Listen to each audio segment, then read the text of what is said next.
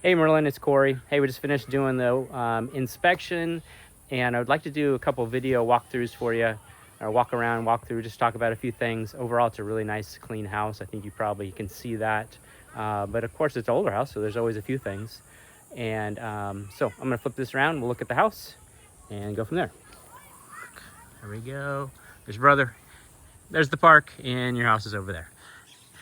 So this is a pretty cool house. Seems like possibly one owner or a really long ownership, and they really, I had to say, they lived in it gently, because they're just the kitchen appliances and everything are mostly original and they're in really good condition. But let's talk about the outside. The roof, I would say it's 10 years old, and so with good maintenance it should last another 8 to 12 years. But with the trees around, you do have to clean it off a few times a year.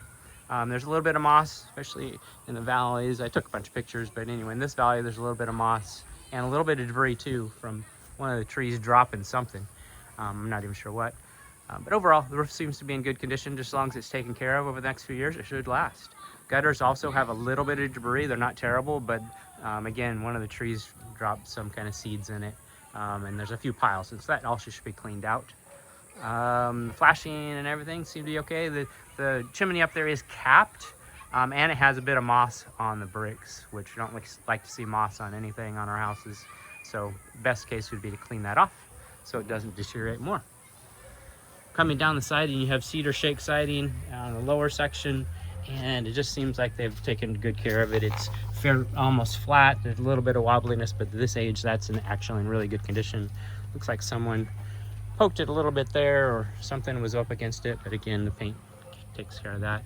The other siding, I call it vertical tongue and groove. I'm not sure what the technical name is, but it also is in good condition all around. There's a couple of pictures at the base of the garage. The trim paint's a little thin.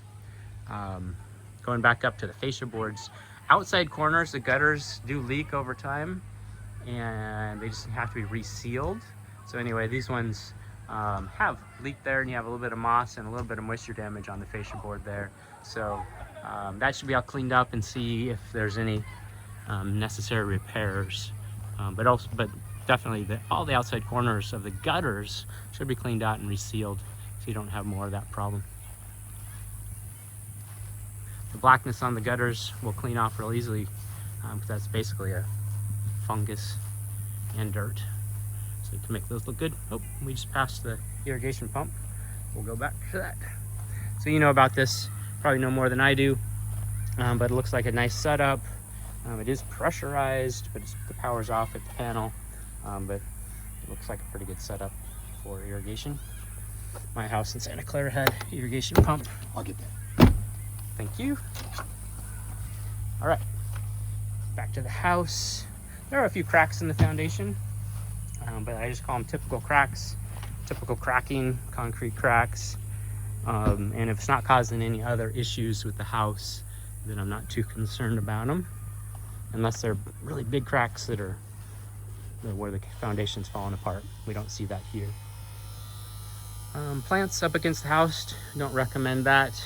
I know these probably get cut back every year, but still don't like the holding moisture up against the house and bugs being able to go back and forth. Like there's even a spider right there with a web, and dirt and everything like that. So don't recommend bushes touching the house. Recommend them being at least trimmed back, if not removed. So you got concrete patios, also in good condition. They have big gaps, which help with settling and everything, so you don't have cracking. I'd probably fill that in with a gravel, just to make it smoother and look nicer. And then you have air conditioner. The air conditioner and the gas furnace were replaced just 2 years ago, I think. Yeah, I'm pretty sure it was 2 years ago, 2 or 3. So anyway, they should be in good condition. We ran this. I had actually cleared down to 69 degrees here the last few minutes, and it runs great and looks good. Gas meter is here, and in emergency you can turn a valve off here with a wrench. If no emergency, you never have to mess with it. The house is a little bit dirty. We have the garage door up now, and you can just see dust all over the garage door. And then the back corner of the house, I took a picture. There's a little bit of dirt there. Recommend rinsing the house down at least once a year, and so that could be done. And this rose bush is kind of overgrown its spot, and it's planted right up against the house anyway. So I'd recommend moving that if it was me.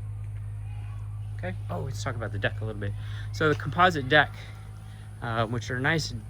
Composite's nice because it lasts a long time. However, it wasn't framed correctly, and so you can actually see a wave in it a little bit.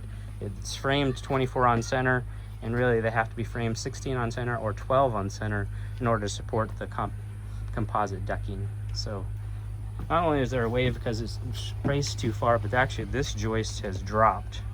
Oops, where my feet are. So anyway, it's not anything that has to be changed. It's just best case scenario. Or if you're going to replace it, then it should be done differently. Let's go in the garage, and then we'll do another video for inside. So garage is a basic 2-car garage. It's very clean like the rest of the house. They've added paneling and a space here, I think for electrical, because you can see wires going into the panel there behind that panel. And you can see the line set for the air conditioner going down there. Just note that. And then panel here is an older panel, but I don't find any problems. The only thing I do note is there is no main breaker. So of course all modern panels have a main breaker. You can just flip that with one flip. Here I'd flip all the top all these top ones that are all labeled main, just to make sure everything's off if you need to. And there we can see the gas furnace and AC was replaced in 2025. So that was less than 2 years ago. And looking at that, gas furnace right there. And then your water heater here. The water heater is older. It's 25 years old, but it seems to be working. No problems. Has earthquake straps, has its temperature pressure relief valve done correctly. And it's in a garage, so even if it does fail, it's not gonna ruin flooring or anything. Okay, with that, we're gonna, before we start another video, talk about attic access. So here's your attic access. It does compromise your fire separation in your garage. That panel does. If drywall was used there, 1/2-inch drywall, then you'd have correct fire separation from garage to house. Okay. Is this where I add my comedy relief? Yes, you have. I'd just like to say for both of us here in Merlin, you and your family, that as far as we know, no one was harmed in the filming of this video. No wildlife, no, not even any bugs. But anyway, because we read this right here. Perfect. All right.